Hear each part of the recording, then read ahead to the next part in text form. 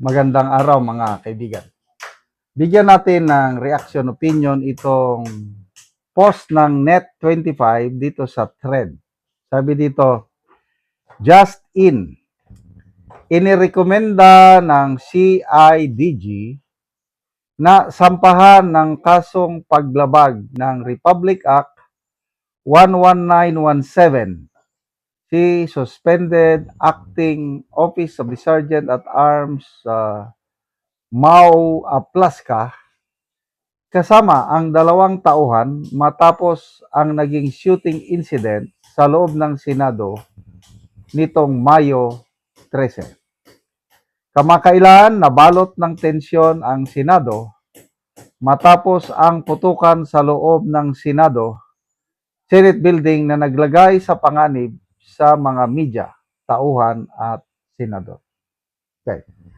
So, yung panganib muna, dito tayo Kasi nag-privilege speech si Senator Hontiveros sa Senado kapon at sinabi niya na parang wala namang nangyari nung gabi na yun.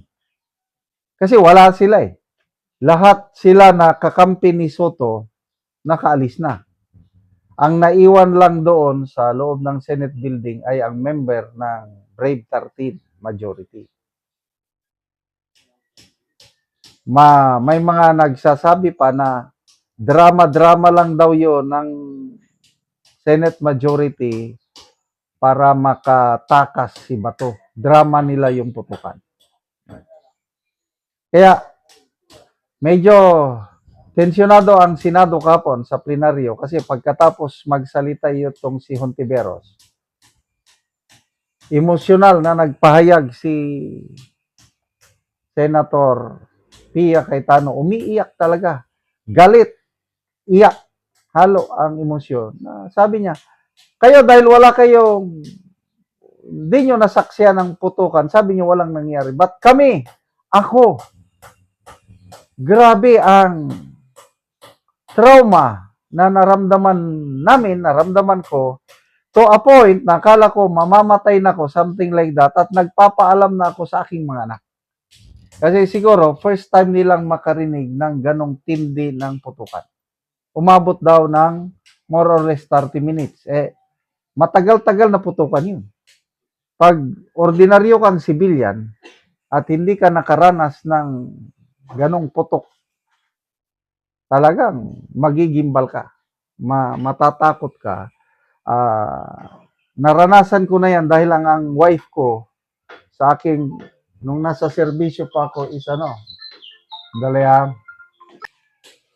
Okay, yung sinasabi ko na very traumatic talaga yung ordinaryo kang civilian na makarinig ng actual na putukan dahil ang wife ko nakaranas na ng ganyan. Kaya ako, awang-awa ako dito kay Senator Pia Cayetano, makarelate ako sa kanya. And everybody siguro, yung nandun sa loob ng Senate building nung gabing iyon.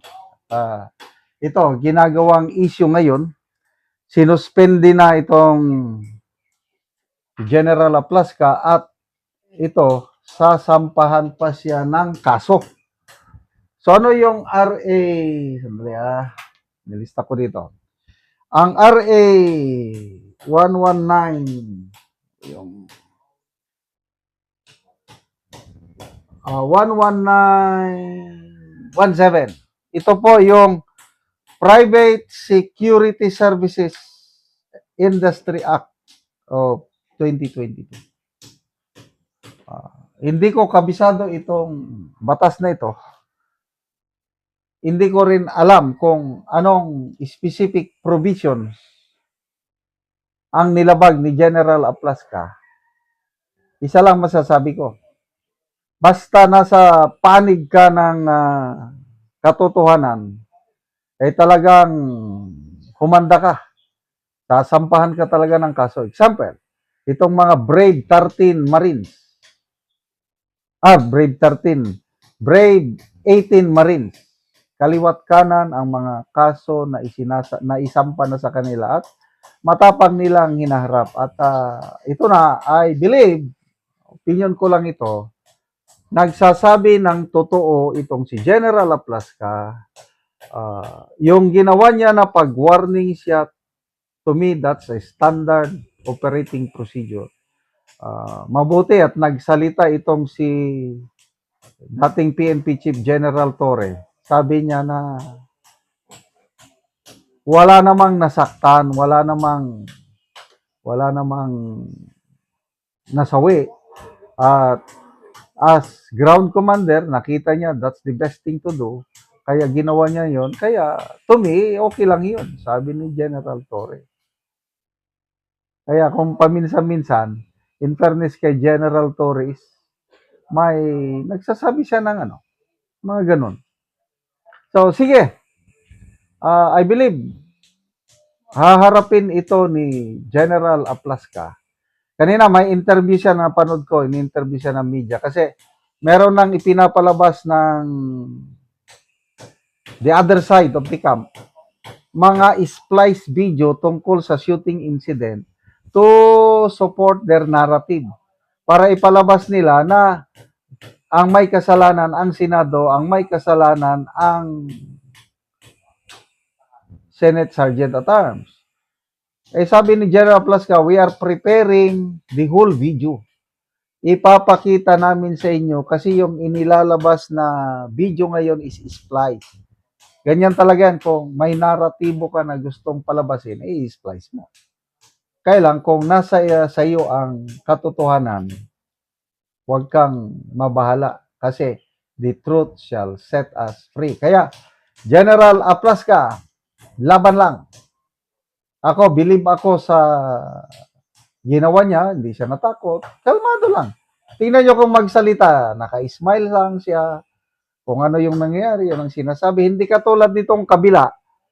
Grabing kasinungalingan nila sa kabila. Ang dami, mula day 1 hanggang sa ngayon, kung ano-anong sinasabi na, ano ba yun? Ang mga NBI nandun daw sa GSIS para proteksyonan ang mga painting ng GSIS. Well, sige, bahala na tayo, tayong bayan, kung kanino tayo maniniwala. Battle of narratives ngayon ang nangyari. It's a battle of truth versus kasinungalingan. But then, ang kadiliman o kasinungalingan never na mananalo laban sa katotohanan o kaya liwanag. Salamat mga kaibigan sa inyong pagsubaybay sa channel nito. Nakakatulong kayo ng malaki sa Tribong Talanding ng Bukidnon dahil ang sweldo natin sa channel na ito is pantulong po sa tribo. Namimigay